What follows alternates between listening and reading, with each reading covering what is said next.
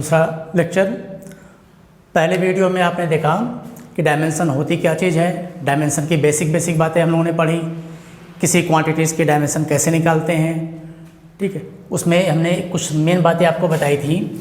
एक तो हमने कहा था आप फोर्स की डायमेंशन याद रख लो और दूसरा एनर्जी की, क्योंकि ये दो डायमेंशन बहुत ज़्यादा यूज़ होती हैं। तो फोर्स की डायमेंशन के बारे में आपको बताया गया था mL_T-2 और एनर्जी की mL²T-2, ठीक। इन दोनों को यूज़ करके कुछ क्वांटिटी की डायमेंशन भी हमने बताई थी।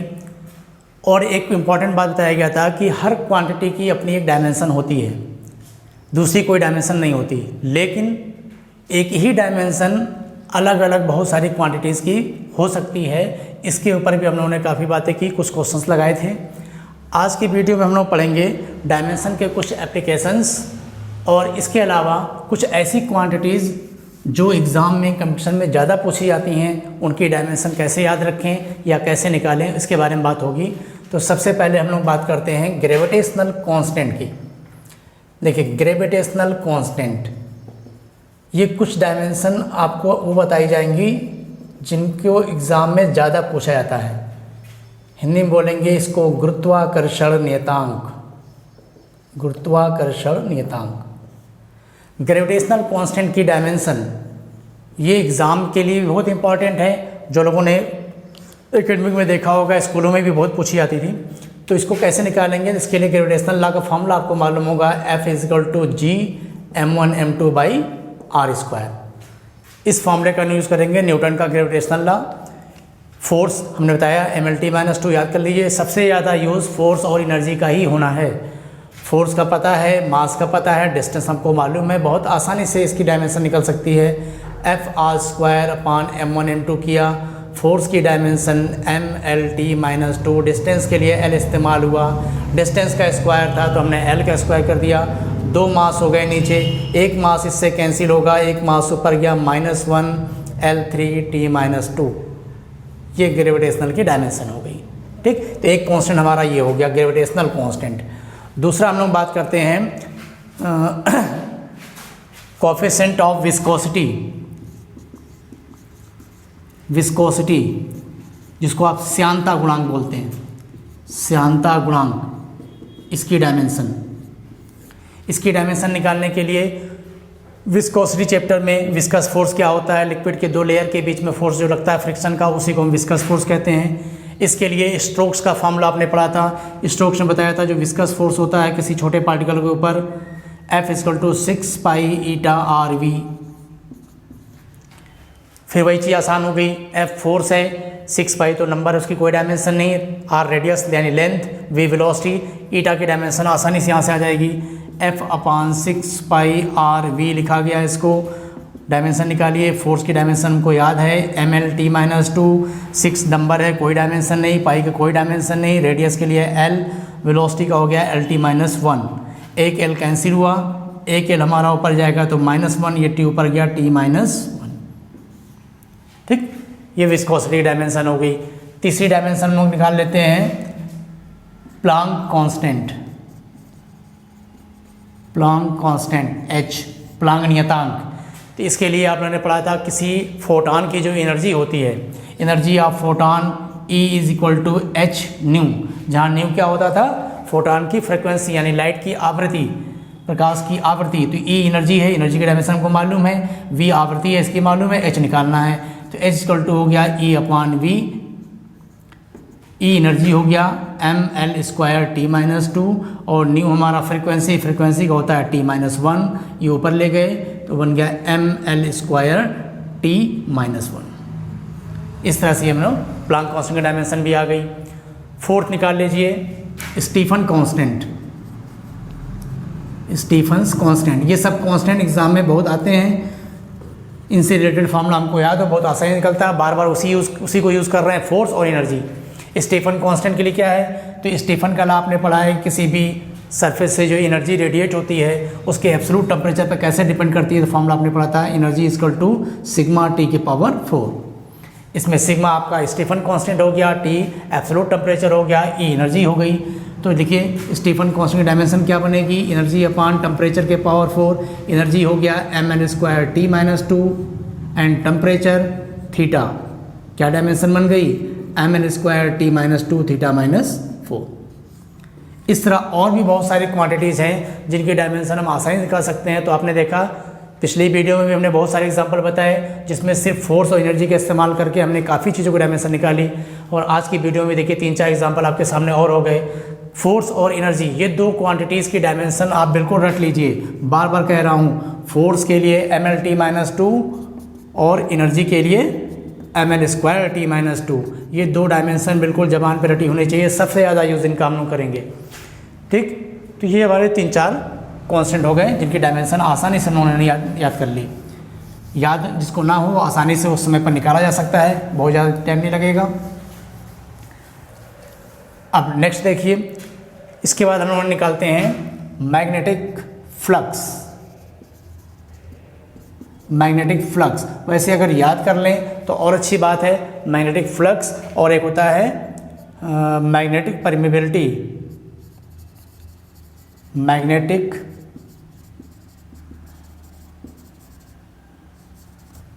परमिबिलिटी, ठीक, हिंदी में बोलेंगे चुंबकीय फ्लक्स।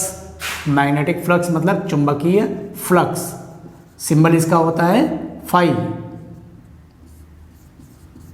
और चुंबकशीलता, चुंबकशीलता निर्वात की चुंबकशीलता या किसी भी मीडियम का चुंबकशीलता सिंबल होता है म्यू।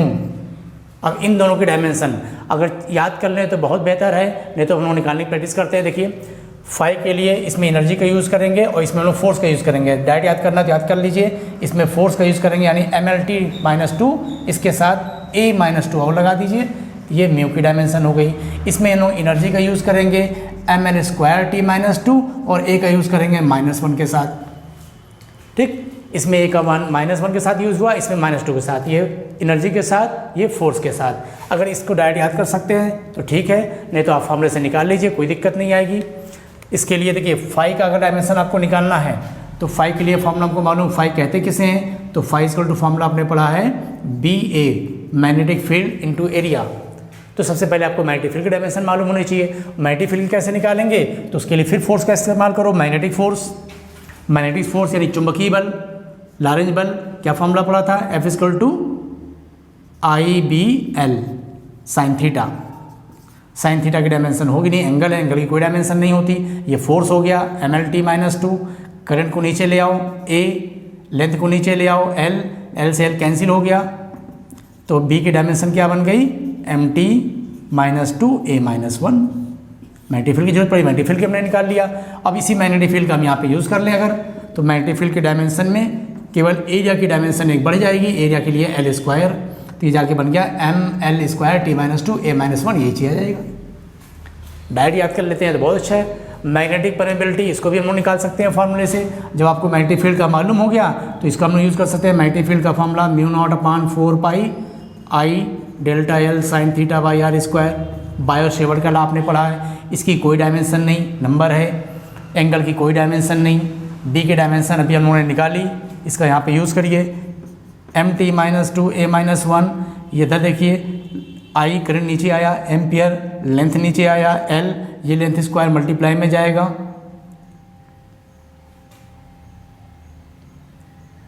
एक मिनट सॉरी गलती हो गई, काट दिया ये, हमें μ0 की डायमेंशन चाहिए, 4π की नहीं होगी। r² मल्टीप्लाई में गया था तो r² यानी लेंथ का स्क्वायर। अब इसको सॉल्व कर लें, एक लेंथ कैंसिल, तो mLT-2 और ये ऊपर गया A-2, ये चीज़ आ जाएगा। तो हमने देखा यहाँ पे फोर्स और एनर्जी का इस्तेमाल यहाँ भी हो रहा है। तो फोर्स और एनर्जी का इस्तेमाल करके देखिए कितने ज़्यादा एग्जाम्पल हो गए। अगर ये दो डायमेंशन याद हो तो बहुत सारी क्वांटिटी डायमेंशन हम लोग आसानी से निकाल सकते हैं। तो हमने देखा मैग्नेटिक फ्लक्स हो गया, मैग्नेटिक फील्ड हो गया और मैग्नेटिक परमेबिलिटी हो गई। और मैग्नेटिक परमेबिलिटी अगर मालूम हो गई आपको तो इलेक्ट्रिक परमेबिलिटी आसानी हो जाएगी। कैसे निकालेंगे देखिए इलेक्ट्रिक परमेबिलिटी की डायमेंशन।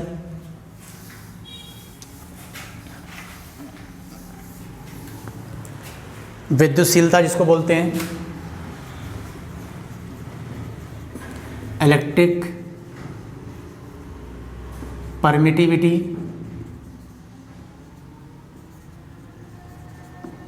इलेक्ट्रिक परमिटिविटी विद्युतशीलता एप्सिलॉन नॉट या एप्सिलॉन बोलते हैं इसको, इसकी डायमेंशन क्या बनेगी? तो अगर आपको चुंबकशीलता की डायमेंशन मालूम है, मैग्नेटिक परमिबिलिटी की डायमेंशन आपको मालूम है कि ये 4 से निकलता है MLT-2 A-2। अगर आपको ये याद है तो इलेक्ट्रिक परमिबिलिटी या इलेक्ट्रिक परमिटिविटी की डायमेंशन हम कैसे निकालेंगे? तो इसके लिए एक रिलेशन होता है, इन दोनों के बीच रिलेशन बहुत इंपॉर्टेंट है। Mu nought into epsilon nought 1/म्यू nought epsilon nought is equal to होता है c², जहाँ c क्या है? Speed of light. तो हम इस फॉर्मूले का यूज़ करके बहुत आसानी से इसकी डायमेंशन निकाल सकते हैं। अब इसको इधर कर दीजिए, c² नीचे ले आइए। तो विद्युतशीलता यानी इलेक्ट्रिक परमिटिविटी की डायमेंशन हो गई म्यू नॉट c²। म्यू की डायमेंशन अभी हमने पढ़ी थी MLT-2 A-2, और स्पीड ऑफ लाइट स्पीड की होती है LT-1 स्क्वायर लगा हुआ है तो L²T-2। सॉल्व कर लीजिए, क्या क्या कैंसिल हो सकता है। अगर कुछ कैंसिल हो रहा है तो ठीक, नहीं सबको ऊपर ले चलते हैं। m ऊपर गया M-1, L देखिए यहाँ पर 3 हो गए, ऊपर गया -3, T माइनस का 4 हो गया, ऊपर गया +4, और A-2 ऊपर गया A+2। ये इलेक्ट्रिक परमिटिविटी की डायमेंशन हो गई। तो इलेक्ट्रिक परमिटिविटी भी हम लोगों ने आसानी से निकाल लिया। ठीक है, अब देखते हैं जो सबसे ज़्यादा एग्जाम में पूछी जाने वाली क्वांटिटीज़ है सारे कंपटीशन में, वो है रेजिस्टेंस यानी प्रतिरोध, कैपेसिटेंस, धारिता और इंडक्टेंस यानी प्रेरकत्व। प्रतिरोध, धारिता और कुंडली का प्रेरकत्व या प्रेरण गुणांक, इन तीनों की डायमेंशन लगभग सभी कंपटीशन में बहुत ज़्यादा पूछी जाती हैं। तो इनकी डायमेंशन हम लोग कैसे निकालेंगे? तो इसका इस्तेमाल करते हैं। देखिए, इसके लिए भी हम लोग एनर्जी का ही इस्तेमाल करेंगे। जब इलेक्ट्रिक रेजिस्टेंस की बारी आई तो हमने पढ़ा कि जो इलेक्ट्रिक रेजिस्टेंस है इसका यूज़ कहाँ हम लोग पढ़ते थे? इलेक्ट्रिक सर्किट में। इलेक्ट्रिक सर्किट में हमने पढ़ा था कि जब किसी वायर में करंट जाती है तो वायर में हीट पैदा होती है, इसको हीटिंग इफेक्ट ऑफ करंट कहते थे, धारा का ऊष्मीय प्रभाव। और वो हीट क्यों आती थी? क्योंकि चार्ज को फ्लो कराने के लिए कुछ वर्क होता था। तो वहाँ पर हम लोग इलेक्ट्रिक एनर्जी यानी वर्क का फॉर्मूला पढ़ते थे I²RT। ये फॉर्मूला हमने पढ़ा है। यहाँ ये क्या है? एनर्जी। हीट समझेंगे तो हीट भी एनर्जी है। एनर्जी इसकी डायमेंशन को मालूम है। I करंट फंडामेंटल है, T टाइम फंडामेंटल, रेजिस्टेंस की आसानी से डायमेंशन आ गई। तो रेजिस्टेंस की डायमेंशन यहाँ से क्या मिली? W=I²T। W हो गया एनर्जी यानी ML²T-2, करंट का A² टाइम का T। तो रेजिस्टेंस की डायमेंशन बन गई ML²T-3A-2। देखिए, इसमें भी हम लोगों ने एनर्जी का इस्तेमाल किया और रेजिस्टेंस की डायमेंशन बहुत पूछी गई, तो इसको हमने याद कर लिया। रेजिस्टेंस की डायमेंशन ये होती है। इधर आते हैं इंडक्टेंस। पहले इंडक्टेंस का देखिए, इंडक्टेंस की डायमेंशन। तो इंडक्टेंस भी हमने पढ़ा है कि जब किसी कॉइल में करंट जाती थी तो वहाँ पे फैराडे का लॉ लगता था। कॉइल में मैग्नेटिक फ्लक्स में चेंजिंग होने की वजह से उसमें एक इंड्यूस करंट यानी प्रेरित धारा बनती थी जो मेन धारा को अपोज करती थी, और मेन धारा को अपोज करने की वजह से मेन धारा को आगे बढ़ने के लिए कुछ वर्क करना पड़ता था, जिसे हम जिसको हम कुंडली की एनर्जी बोलते थे। तो कुंडली में जो एनर्जी होती थी उसके फॉर्मूला पढ़ते थे U=12 Li²। यहाँ भी एनर्जी की यूज़ करेंगे। किसी भी कॉइल में अंदर कितनी एनर्जी स्टोर होती है? तो एनर्जी U एनर्जी हो गया, इसकी डायमेंशन पता है। I करंट हो गया, L की डायमेंशन मालूम हो जाएगी। तो निकालिए L की डायमेंशन। एनर्जी क्या हो गई? ML²T-2, उसमें करंट के स्क्वायर से डिवाइड करना है यानी A², ऊपर ले गए A-2। देखिए, इसकी डायमेंशन कितनी आसानी से आ गई। R की डायमेंशन हमने निकाल ली और L की डायमेंशन निकाल ली। C के लिए भी हम एनर्जी का यूज़ कर सकते हैं, हालांकि ये थोड़ा सा लंबा हो जाएगा। कैपेसिटर की एनर्जी का फॉर्मूला आप क्या पढ़ते हो? कैपेसिटर की एनर्जी U=3 फॉर्मूले पढ़ते थे, ½ QV। इसका यूज़ नहीं करेंगे क्योंकि इसमें C नहीं है। फिर पढ़ते थे ½ CV², इसका यूज़ कर सकते हैं। ½ Q² 5C, इसका यूज़ कर सकते हैं। इन तीनों में से हम 2 का यूज़ कर सकते हैं। तो हम मान लीजिए हम लोग इसका यूज़ कर रहे हैं क्योंकि आसान हो जाएगा। E एनर्जी है, कैपेसिटेंस की डायमेंशन आपको चाहिए, कैपेसिटेंस इधर ले जाइए, एनर्जी को नीचे लाइए। तो कैपेसिटेंस की डायमेंशन क्या बनी? Q charge. चार्ज की डायमेंशन क्या होगी? Q=I×T यानी धारा गुणे समय। तो धारा के लिए A, समय के लिए T² लगा था तो A²T²। नीचे हम लोग एनर्जी को ले आए ML²T-2। क्या डायमेंशन बन गई? M-1, L को ऊपर ले गए -2, T ऊपर गया, T के पावर 4, ए स्क्वायर। ठीक, तो देखिए तीनों की डायमेंशन हमको मालूम हो गई, ये आर की डायमेंशन हो गई, ये हमारा एल का डायमेंशन हो गया, ये हमारा सी का डायमेंशन हो गया। ठीक, कंपटीशन में बहुत ज़्यादा पूछा जाता है, और पूछा जाता है ज़्यादातर जो होता है सिंगल सिंगल नहीं पूछते हैं, इसको हमेशा कॉम्बिनेशन के साथ पूछा गया है। जो कुछ लोग रट लेते हैं सीधे L/R, CR और LC, ये 3 डायमेंशन पूछी जाती हैं कॉम्बिनेशन के साथ। तो इसको सीधे याद भी कर लेते हैं, और नहीं भी याद कर सकते हैं, अगर अलग अलग आपको पता है निकाल सकते हो तो ज़रूरत पड़ने पे निकाल लो।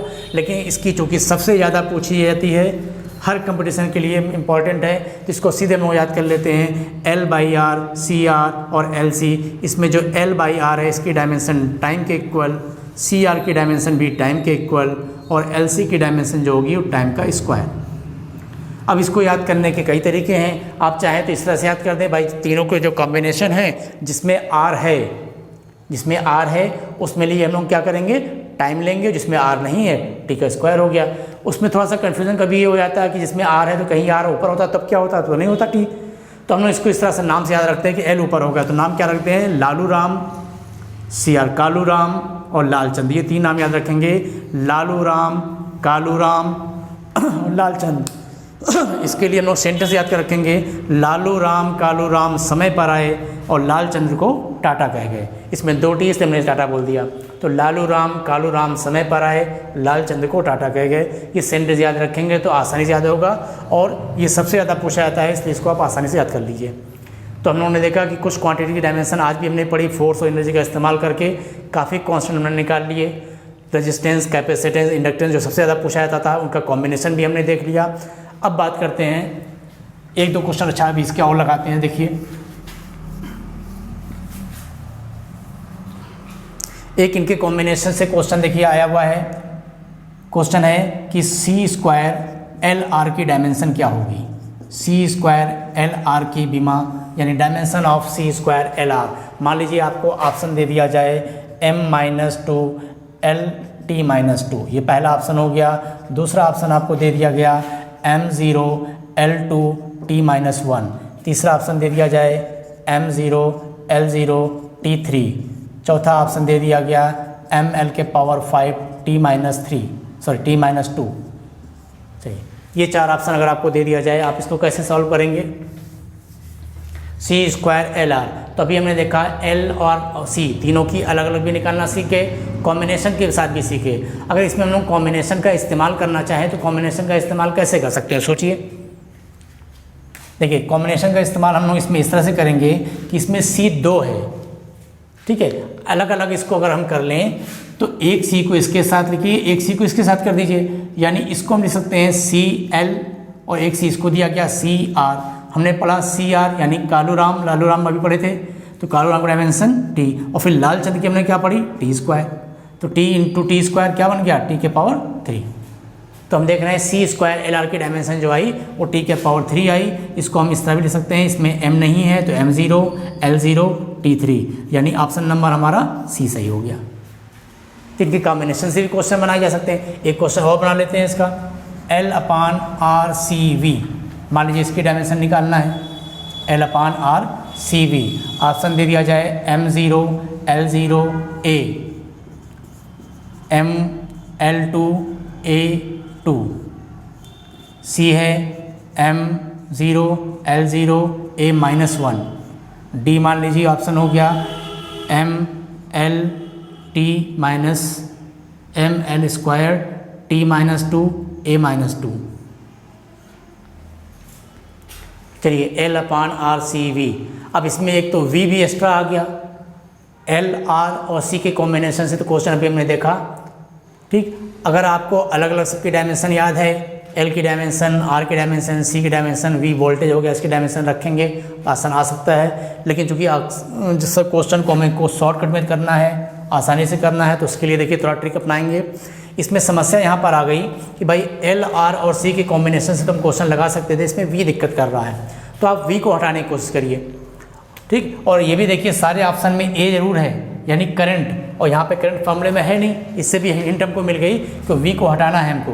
तो हम इस क्वेश्चन को इस तरह सॉल्व करेंगे, L/R आर सी, वोल्टेज को हमने लिख दिया current into resistance, current into resistance. तो यही फॉर्मूला हमारा चेंज होकर ऐसा हो गया। अब हम इसकी डायमेंशन निकाल लेंगे और इसकी डायमेंशन में फिर हम उसी का इस्तेमाल करेंगे। देखिए L/R की डायमेंशन हमको मालूम है, लालू राम टी, ठीक। इसके बाद नीचे आइए आर सी की डायमेंशन क्या होती है, कालू राम टी। अब बच गया केवल करंट, करंट हो गया ए, तो टी से टी कैंसिल आउट हो जाएगा, ए ऊपर चला गया, A-1। ये हमारी डायमेंशन आ गई, यानी ना इसमें M है, ना L है, ना T है, सिर्फ A है। तो हमारा ऑप्शन इसमें हो जाएगा C, M0 L0 A-1, ठीक। तो देखिए आज हम लोगों ने कितने क्वेश्चन लगाए, सब में एनर्जी का यूज़ हुआ, फोर्स का यूज़ हुआ, LRC के यूज़ से कुछ क्वेश्चन लगाए, ठीक। और भी इस तरह से क्वेश्चन आप प्रैक्टिस कर लीजिएगा, बहुत आसान है। जितना टफ डायमेंशन को समझा जाता है उतना ही आसान है। अब हम लोग बात करते हैं डायमेंशन के एप्लीकेशन की। एप्लीकेशन ऑफ डायमेंशन, डायमेंशन का यूज़ क्या है पढ़ने का, डायमेंशन क्या है, कैसे निकालते हैं, कुछ क्वांटिटी डायमेंशन कैसे याद रखा जाए, ये सब तो हमने सीख लिए। डायमेंशन का हम लोगों ने एक लॉ पढ़ा था, होमोजेनिटी का, समांगीयता का सिद्धांत, उसके ऊपर क्वेश्चन पढ़ा गया। एप्लीकेशन ऑफ डायमेंशन में हम लोग पढ़ेंगे। पहला एप्लीकेशन इसका ये है कि अगर आप डायमेंशन पढ़ लिए, डायमेंशन के रूल आपको मालूम हो गए, तो पहला फ़ायदा ये हुआ कि फिजिक्स के किसी भी इक्वेशन या किसी भी फार्मूले की हम जांच कर सकते हैं, उसको चेक कर सकते हैं कि फॉर्मूला गलत है या सही है। एकेडमिक में इसको डिटेल में बताया जाता है, लेकिन हमको यहाँ पर कम से कम बहुत ज़्यादा डिटेल नहीं समझना है। बस ये समझ लीजिए कि कैसे जांच करते हैं। एक दो एग्जांपल ले लेते हैं बस। जैसे मान लीजिए क्वेश्चन है इक्वेशन ऑफ मोशन का V=U+AT। हमको तो वैसे ही पता है कि फॉर्मूला सही है। अगर कहा जाए इस फॉर्मूले को डायमेंशनली आप चेक करिए कि फॉर्मूला सही है गलत, तो इसके लिए हम लोग क्या करेंगे, होमोजेनिटी का लॉ लगाएंगे। हमने पढ़ा था समांगीयता का सिद्धांत कहता है कि कुछ क्वांटिटीज़ अगर आपस में ऐड हो रही हैं और सब्ट्रैक्ट हो रही हैं तो उनकी डायमेंशन आपस में ज़रूर इक्वल होगी, क्योंकि पता है वेलोसिटी के साथ वेलोसिटी का ही ऐड हो सकता है, लेंथ के साथ लेंथ का ही ऐसा होता है। कभी ऐसा नहीं हो सकता लेंथ के साथ मास ऐड हो जाए या मास के साथ प्रेशर ऐड हो जाए या डिफरेंस हो जाए, हमेशा रिलेशन आपस में होता है। तो इसका रूल ये कहता है कि जितनी भी टर्म होंगे जो आपस में ऐड हो रहे हैं या सब्ट्रैक्ट हो रहे हैं, उनकी डायमेंशन क्या होगी, इक्वल होगी। तो देखिए यहाँ पर हम लोग चेक करते हैं क्या डायमेंशन इक्वल है।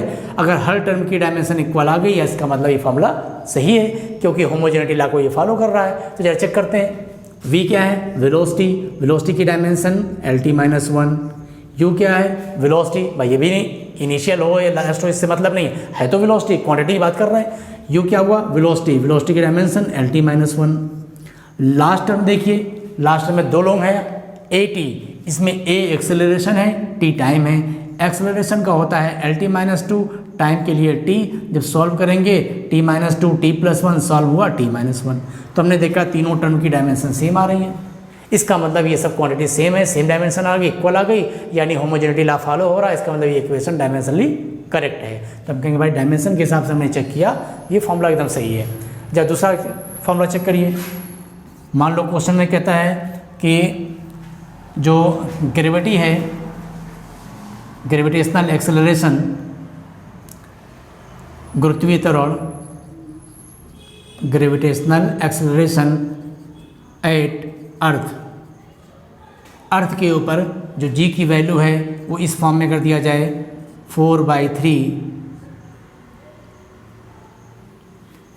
एक मिनट, डेंसिटी निकालते हैं, चलिए ये तो आसान है। एक्सेलरेशन तो LT-2 होगा, उसमें कोई दिक्कत नहीं। डेंसिटी निकालते हैं, density of any planet, density of any planet, किसी ग्रह का घनत्व rho is equal to 3/4 G, capital G। RE, earth की बात कर रहे हैं तो अर्थ ले लिए, बाकी तो कोई दूसरा प्लेनेट होगा तो उसके हिसाब से रेडियस हो गई।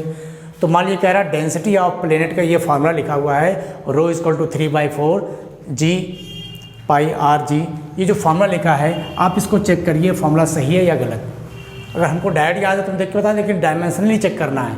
यही इसका एप्लीकेशन फ़ायदा है डायमेंशन पढ़ने का। जिस फार्मूले को हमने नहीं भी देखा होगा तो भी हम चेक करके बता देंगे फार्मूला सही है या गलत है। तो चलिए चेक करते हैं। लेफ्ट साइड की बात करें तो लेफ्ट साइड में क्या लिखा हुआ है, ये रो, जिसको हम लोग क्या बोल रहे हैं, डेंसिटी। तो डेंसिटी का डायमेंशन होती है मास अपॉन वॉल्यूम, यानी Mn-3। राइट साइड में देखिए 3 नंबर है, 4 नंबर है, छूट जाएगा। G acceleration due to gravity, यानी LT-2। भाई एक्सेलरेशन है, ड्यू टू ग्रेविटी हो या ड्यू टू कुछ भी हो, है तो एक्सेलरेशन। नीचे क्या है, रेडियस, रेडियस के लिए एल, जी ग्रेविटेशनल कांस्टेंट, इसकी डायमेंशन हम लोगों ने निकाली थी, कितनी थी, m-1 L3T-2, जिसको याद ना अभी हम लोग निकाले थे, G = FR² m1 m2, F का क्या था mLT-2, R के लिए L² यूज हुआ था, यहाँ नीचे 2 m थे, एक m कैंसिल हुआ था, एक m ऊपर गया था, ठीक। अब इसको सॉल्व करो, L से L कैंसिल हो रहा है, m ऊपर गया प्लस L -3 कैंसिल, बचा mn-3। तो देखिए लेफ्ट साइड में क्या था, डेंसिटी mn-3, राइट साइड को हमने सॉल्व किया, वो भी आ गया mn-3, तो दोनों तरफ की डायमेंशन जो कि इक्वल आ गई, तो हम कहेंगे ये फॉर्मूला डायमेंशनली करेक्ट है। तो ये इसका एप्लीकेशन डायमेंशन पढ़ने का, किसी फॉर्मूले को हम लोग चेक करके बता सकते हैं फॉर्मूला सही है या गलत है, भले ही फॉर्मूला हमारा पहली बार देखा हुआ हो। अब इसमें थोड़ा सा एक लिमिटेशन है। लिमिटेशन क्या है कि कोई भी फार्मूला अगर डायमेंशनली करेक्ट है तो ऐसा ज़रूरी नहीं है कि वो थ्योरेटिकली या प्रैक्टिकली भी सही हो, क्योंकि डायमेंशन में हम देखते हैं इन नंबरों की डायमेंशन तो हम लिखते नहीं। डायमेंशन का हम लोग यूज जो कर रहे हैं, एप्लीकेशन कर रहे हो, फॉर्मूले की जांच तो हो सकती है, कोई फॉर्मूला लिखा हो तो हम ये चेक कर सकते हैं फॉर्मूला सही है गलत, लेकिन कोई ये कहे कि अगर फॉर्मूला डायमेंशनली सही आ रहा तो ये प्रैक्टिकली भी सही हो या थ्योरेटिकली भी सही हो, ऐसा ज़रूरी नहीं है। जैसे अगर इसी क्वेश्चन में हम देखें, अगर यहाँ पर माइनस भी होता, अगर v = u-80 होता तो भी ये फॉर्मूला डायमेंशन के हिसाब से सही आता, क्योंकि डायमेंशन में तो केवल हम क्वांटिटीज़ को देखते हैं, इनकी डायमेंशन को लिखते हैं, हर स्टेप की डायमेंशन सेम आ रही, सिंबल से में कोई मतलब नहीं होता। तो डायमेंशनली इस फॉर्मूला अभी भी करेक्ट आएगा, जबकि हम देखते हैं थ्योरेटिकली फॉर्मूला गलत है, फॉर्मूला होता है v = u+80, ठीक। तो इस तरह से ये डायमेंशन के पहले एप्लीकेशन की बात हो गई।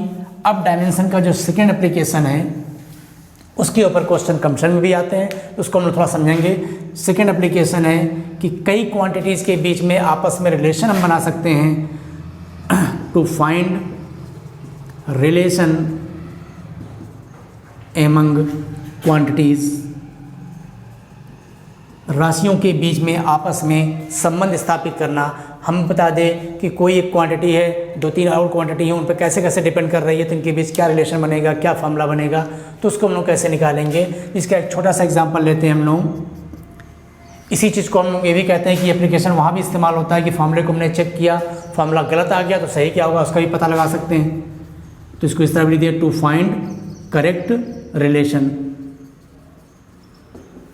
ठीक। लेकिन जो एकेडमिक चीज़ें हैं वो हम लोग छोड़कर कंप्यूटर की चीज़ों पे आते हैं। कंप्यूटर में क्वेश्चन देगा कि एक ऑब्जेक्ट पे लगने वाला जो फोर्स है, मान लो बोल दिया जाए एक ऑब्जेक्ट है, उस पे लगने वाला जो फोर्स है वो मास पे डिपेंड है, एक सर्किल में पार्टिकल घूम रहा था, रेडियस पे डिपेंड है और लेंथ पे डिपेंड है, बताइए फोर्स की डायमेंशन क्या बनेगी। इस टाइप से क्वेश्चन पूछता है तो हम लोग इसको निकालेंगे कैसे, उसका तरीका देख लो, स्टेप याद रखो। सबसे पहला स्टेप जो होगा किसी क्वेश्चन को पढ़ने के बाद हम ये देखेंगे किस क्वांटिटी का फॉर्मूला पूछ रहा है और वो क्वांटिटी किस पर डिपेंड है। ये क्वेश्चन में आपको दे देगा तो हम उस चीज़ को पहले लिखेंगे। जैसे एग्जांपल हमने क्या लिया कि सपोज करो कि m मास का एक पार्टिकल r रेडियस की स्ट्रिंग में बंधा हुआ है और उसको घुमाया जा रहा है v वेलोसिटी से। तो पार्टिकल पर सेंटर की ओर एक फोर्स काम करता है, हम लोग चूँकि पढ़े हुए हैं इसलिए हमें पता है कि सेंटर की फोर्स क्या काम करेगा, सेंट्रीपिटल फोर्स। और अगर क्वेश्चन में कहता है कि जो सेंट्रीपिटल फोर्स F है वो पार्टिकल के मास पे डिपेंड है, सर्किल के रेडियस पे डिपेंड है और उसकी जो स्पीड है वेलोसिटी उस पर डिपेंड है, बताइए फोर्स का फॉर्मूला क्या होगा। हमको तो मालूम है, आपको भी पढ़ा हुआ है कि फोर्स का फॉर्मूला यहाँ पर जो सेंट्रीपिटल फोर्स होता है mv²/r। अब देखिए डायमेंशन की मदद से हम इस फॉर्मूला को कैसे पता लगाएंगे। तो क्वेश्चन में चूंकि आपको दे देगा कि जिसका फॉर्मूला निकालना है वो और किस पर डिपेंड है, तो क्वेश्चन में साफ साफ बोल रहा था कि फोर्स हमारा मास पर, रेडियस पर, वेलोसिटी पर डिपेंड करता है। हम बस अपनी तरफ से क्या करेंगे, इसमें प्रोपोर्शनल सिंबल लगाएंगे, इनकी कुछ पावर मान लेंगे। ये पहला स्टेप हमारा होगा, जिसका फॉर्मूला निकालना है लेफ्ट रखा और जिस पे डिपेंड कर रहा है राइट पे रखिए, पावर मान लीजिए। सेकेंड स्टेप में हमने क्या किया, F इज इक्वल, इस प्रोपोर्शनल सिंबल को हटाया गया, समानुपाती निशान को हटाया गया, उसके जगह एक कांस्टेंट ले लिए K, बाकी जो जैसे लिखा है उसको ऐसे ही रहने देंगे। अब दोनों तरफ की डायमेंशन लिखिए, क्योंकि ये फॉर्मूला बन गया है, दोनों तरफ की डायमेंशन लिए फोर्स की डायमेंशन हो गई mlt-2, के हमने कांस्टेंट लिया था, कोई डायमेंशन नहीं, मास m, r यानी लेंथ, वेलोसिटी यानी lt-1। ये हमारा सेकेंड स्टेप हो गया क्वेश्चन का। थर्ड स्टेप में हम लोग क्या करेंगे, जो पावर्स हैं दोनों तरफ की, उन पावर्स को आपस में कंपेयर करेंगे, और पावर को ही डायमेंशन कहा गया था, यानी डायमेंशन को कंपेयर करेंगे। तो कंपेयर करिए, इधर m के पावर a है और इधर m के पावर 1, कंपेयर करने में मिला a की वैल्यू 1। l के पावर देखिए, इधर है b और c, दोनों मल्टीप्लाई में l के पावर b प्लस c हो जाएगा, और इधर l के पावर 1 यानी b प्लस c की वैल्यू मिल गई 1। t की डायमेंशन देखिए, t के पावर यहाँ पर माइनस सी है, यहाँ t के पावर -2 है, तो c की वैल्यू -c की वैल्यू मिल गई -2। जब ये कंपेयर करेंगे तो जो डाटाज हमको मिलेंगे, जो आंकड़े मिलेंगे, उन आंकड़े से आप ए बी सी की वैल्यू निकाल लीजिए। तो ए बी सी की वैल्यू इन आंकड़ों से निकालिए। देखिए कैसे निकालेंगे, ए की वैल्यू ऑलरेडी पहले ही पता हो गई, माइनस माइनस काट दो, सी की वैल्यू भी मालूम हो गई। ये सी की वैल्यू यहाँ पुट कर दिया जाए तो बी की वैल्यू भी आपको मालूम हो गई -1। तो हमने देखा हमको तीनों वैल्यू मिल गई, ए की वैल्यू 1, बी -1 एंड सी 2। ये जो तीनों वैल्यूज़ आपको मिलेंगी, इनको वापस ले जाके अपनी इक्वेशन में लगा दीजिए, आपका आंसर हो गया। तो पता चला कि डायमेंशनल फार्मूला एफ का जो बनेगा वो आएगा कांस्टेंट m के पावर a मतलब 1, r के पावर b मतलब 2, v के पावर c मतलब -1। तो f इजकल टू क्या बना फार्मूला, कांस्टेंट m पावर 1 है, कोई जरूरत नहीं लिखने की, r², v के पावर -1, सॉरी पावर कर दिया गया, r के पावर b था, b की वैल्यू -1 थी, इसकी वैल्यू c थी। तो यहाँ से आपको v² ऊपर मिला, r नीचे आ गया, f बराबर k mv²/r, k को प्रैक्टिकली हटा दिया जाता है बाद में, अभी तो हम लोगों को केवल कंपेयर करना है, इसलिए f = mv²/r। तो फोर्स का मास, वेलोसिटी और रेडियस से क्या रिलेशन था वो पता चल गया, कांस्टेंट की जरूरत नहीं थी, वो तुमने टेम्परेरी लगाया था। ठीक, तो ये क्वेश्चन इस टाइप से तो मान लो फॉर्मूला आ गया बनाने के लिए। अब इसी क्वेश्चन को कंपटीशंस में कैसे पूछा जाता है, एग्रीकल्चर वगैरह में कैसे पूछेंगे, तो इस क्वेश्चन को हम लोग इस तरह से पूछेंगे कि ये सारे फॉर्मूले आप तब निकाल रहे हो, दोनों वीडियोस मिला के आज तक जितना भी हमने चीज़ पढ़ी डायमेंशन के बारे में, तो उसमें हमने क्या पढ़ा कि जो बेसिक क्वांटिटी थी, जो फंडामेंटल क्वांटिटी थी, लेंथ, मास, टाइम, टेम्परेचर, करंट, इनको हम अपना बेस मानते थे और इन्हीं के रिप्रेजेंट में, इन्हीं की टर्म में हर क्वांटिटी को रिप्रेजेंट कर रहे थे। अगर आपसे कहा जाए कि भाई आप फोर्स को F एनर्जी यानी E और टेम्परेचर थीटा, करंट A, इन सबको फंडामेंटल मान लीजिए, तब क्या होगा। तो जैसे इसके ऊपर क्वेश्चन पूछा रहा है, मान लीजिए कह रहा है कि if pressure P, velocity V and time T taken as fundamental quantity,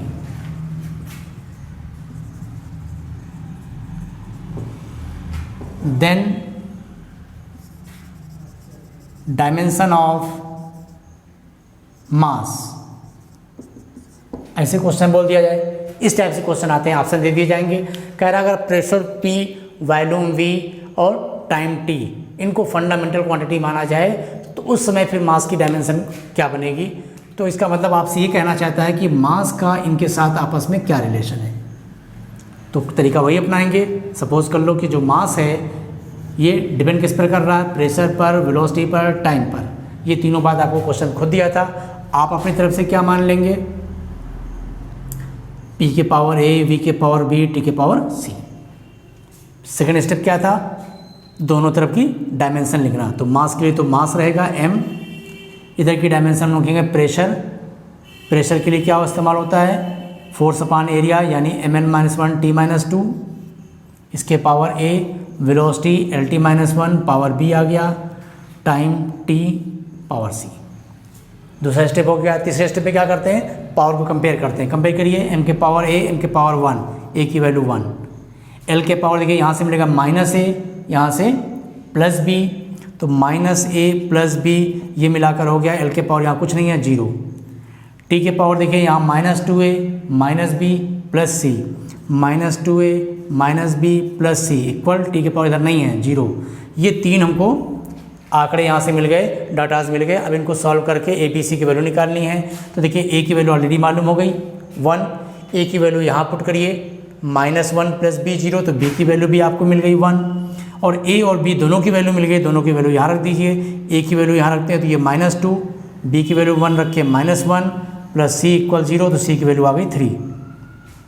ठीक, तो a b c तीनों की वैल्यू हमको मिल गई। अब ये तीनों की वैल्यू वापस यहाँ पुट कर दीजिए, आपका आंसर आ गया कि मास की जो डायमेंशन होगी वो आ जाएगी p के पावर a यानी 1, v के पावर b यानी 1, t के पावर c यानी 3। तो फॉर्मूला बन गया p v t के पावर 3, ये मास का फॉर्मूला आ गया। तो इस टाइप से क्वेश्चन कम्प्शन बनाए जाते हैं कि कह रहा है कि फंडामेंटल क्वांटिटी को चेंज कर देगा, बोल रहा फोर्स को फंडामेंटल क्वांटिटी मान लीजिए, करंट को मान लीजिए, टेम्परेचर को मान लीजिए, बताइए चार्ज की डायमेंशन क्या आएगी। ठीक, करके देखते हैं जरा, वो भी एक एग्जांपल देखते हैं। इसको मिटाते हैं, एक एग्जांपल इसका और देखते हैं। डायमेंशन की सारी बातें लगभग हो गई, हर तरह के क्वेश्चन हमने लगा लिए। बस इसका एक एग्जांपल और देख लीजिए। इसमें कह रहा है कि if force F, current A and time T is taken as fundamental quantity, यानी फोर्स जिसको F, करंट A और टाइम T, इन तीनों को अगर फंडामेंटल क्वांटिटी मान लिया जाए तो चार्ज की डायमेंशन क्या होगी। कोई भी क्वेश्चन बनाया जा सकता है, खुद अपने मन से आप बनाते रहिए। कह रहा बल, धारा और समय, इनको आप फंडामेंटल क्वांटिटी मानिए। F, A और T, इन तीनों के फॉर्म में चार्ज की डायमेंशन क्या आएगी। तो तरीका वही होगा, पहला स्टेप चार्ज की डायमेंशन, चार्ज को मानिए Q लिखा गया, तो Q डिपेंड किस पर कर रहा है, फोर्स पर, करंट पर, टाइम पर। कैसे डिपेंड कर रहा है, A power, B power, C power. पहला स्टेप हो गया। सेकेंड स्टेप में क्या करना है, दोनों तरफ की डायमेंशन लिखना है। चार्ज की डायमेंशन क्या हो गई, I × T यानी AT। राइट साइड देखिए फोर्स हो गया mLT-2 पावर A हमारा करंट था तो करंट के लिए तो A ही रहेगा, T टाइम था, T ही रहेगा। करंट की डायमेंशन भी A होती है। अब कंपेयर करते हैं, यहाँ पर देखिए m के पावर A, इधर m नहीं है तो A की वैल्यू 0। L के पावर यहाँ से मिला A और नहीं है,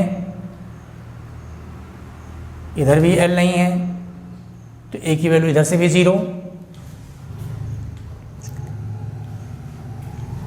T की बात की जाए, -2a + c, -2a + c, इधर T की वैल्यू 1। इसके बाद A की कंपेयर करते हैं, A के पावर यहाँ B है, यहाँ A की पावर 1, तो B की वैल्यू 1, तो A की वैल्यू 0 है, B की वैल्यू 1 है, और C की वैल्यू कितनी मिल जाएगी, यहाँ A की वैल्यू 0 लगाइए तो C भी आ गया 1। तो B और C की वैल्यू 1 1 आ गई, A की वैल्यू 0 आ गई। अगर हम इसको वापस यहाँ पुट कर लें तो चार्ज का डायमेंशन बना F के पावर A मतलब 0, ठीक, A के पावर B यानी 1, T के पावर C यानी 1, तो Q = देखिए F खत्म हो गया, 0 की वैल्यू 0, F के पावर 0 यानी 1, तो Q = AT। हालांकि डायमेंशन भी यही होती है ना। हमने ये माना था कि अगर हम इसको फोर्स, करंट और टाइम के रिप्रेजेंट टर्म में लिखें तो चार्ज की डायमेंशन क्या आएगी, देखिए फिर भी वही आ गई A × T। ठीक, तो इत्तेफाक है हमारी वही आ गई। तो क्वेश्चन ऐसे बनाया हुआ था, आप कोई भी क्वेश्चन ऐसे बना लीजिए कि हम फोर्स को और लेंथ को और टाइम को फंडामेंटल मान रहे हैं तो एनर्जी की डायमेंशन क्या होगी। ठीक, तो इस तरह कोई भी क्वेश्चन बनाया जाए, आपको बस टर्म याद रखना है कि पहला टर्म जिसकी क्वांटिटी पूछेगा वो लेफ्ट में होगा, जिस पर डिपेंड कर रहा है वो राइट में। कैसे डिपेंड कर रहा है, पावर मान लेंगे। सेकंड स्टेप में हम दोनों तरफ की डायमेंशन लिखेंगे। थर्ड स्टेप में दोनों तरफ की डायमेंशन पावर को कंपेयर करेंगे और जो डाटाज मिलेंगे उससे हम A, B, C की वैल्यू निकाल कर वापस यहाँ पुट कर देंगे, आंसर आ जाएगा। तो ये डायमेंशन की सारी बातें हो गई। डायमेंशन के बारे में आप लोगों ने लगभग सब चीज़ सीख ली। अब इनके क्वेश्चन आप प्रैक्टिस करिए और जो भी प्रॉब्लम आती है फिर उसको कमेंट्स में लिखिएगा। अगर कोई प्रॉब्लम है तो बताई जाएगी। अच्छा, इसमें एक लिमिटेशन है डायमेंशन के बारे में, इतना जो हम लोग एप्लीकेशन पढ़ रहे हैं इसकी एक लिमिटेशन भी है कि अगर कोई क्वांटिटी 3 से ज़्यादा क्वांटिटी डिपेंड करती हो, अगर कोई क्वांटिटीज़ 3 से ज़्यादा, अगर कोई राशि 3 से ज़्यादा राशि पर डिपेंड करती है तो उसका फॉर्मूला हम डायमेंशन की हेल्प से नहीं बना सकते। ये इसकी लिमिटेशन है। तो डायमेंशन में ऐसी 2-3 लिमिटेशन हम लोगों ने देखी कि ऐसा नहीं कि डायमेंशन पढ़ ली तब सब कुछ हो गया। तो लिमिटेशन है, लेकिन फिर भी डायमेंशन हमारे लिए बहुत यूज़फुल है। डायमेंशन की मदद से हमने कितनी फ़ायदेमंद चीज़ें देखी। तो अब आज की वीडियो को फिर यहीं पर ख़त्म करते हैं। नेक्स्ट वीडियो आपको बहुत जल्द मिल जाएगा। वेक्टर टॉपिक स्टार्ट करते हैं, वेक्टर की बेसिक से लेकर पूरा लास्ट तक बढ़िया वेक्टर तैयारी करेंगे। तो आज के लिए बस इतना ही। Thank you.